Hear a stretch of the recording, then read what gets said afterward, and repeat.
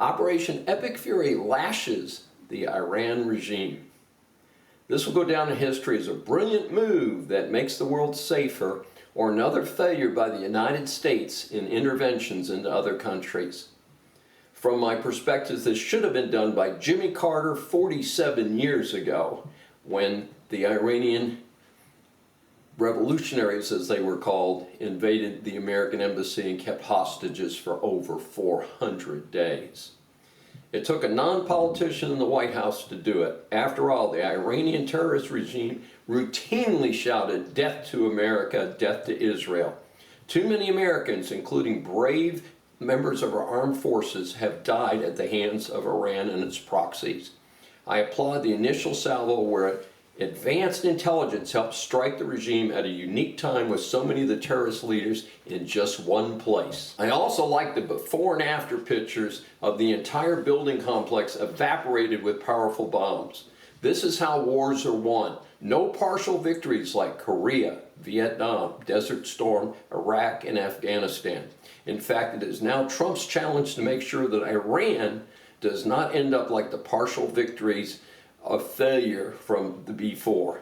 I do hope there really is a pro-American contingent of Iranians ready to help lead Iran in the right direction. The same goes for Venezuela. Sadly, we already have American deaths in Israel, and interestingly, damage and injuries in other nearby Arab countries. Iran's remaining leaders have foolishly sealed themselves off from even nearby countries that might have given them some quarter. China and Russia are not in a position to help. All we know is that Trump said war is ahead of schedule. I hope all of Iran's missile capacity is destroyed soon. Trump has reported that the small Iranian Navy has been taken out already. With this type of progress, the war could switch to a situation where Iran can cause less harm to the surrounding American assets and other allies of the U.S. Hezbollah has jumped into the action and has been firing missiles at Israel, but I expect Israel and the U.S. to end that very soon. The terrorists should not be able to restock the missiles that they expend, with Iran's production capacity crushed, hopefully eliminated. While the Iranian people have been celebrating wherever they are, protests have arisen. Some American embassies have been the scene of protests from pro-current Iran regime folks. Sadly, there were 3 deaths and 14 others injured in a shooting rampage in nearby Austin, Texas. The perp appears to be an Iranian regime sympathizer, not too many of them, I can tell. Fortunately, he was neutralized by the local police.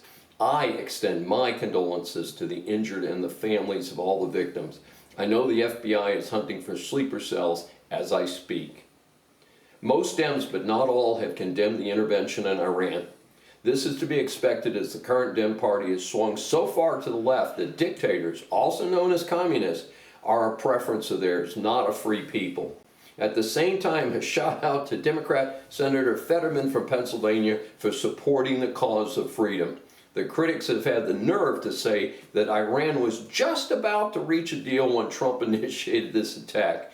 That's just so preposterous. These are terrorists. You cannot negotiate with a 2-year-old, and you cannot negotiate with terrorists.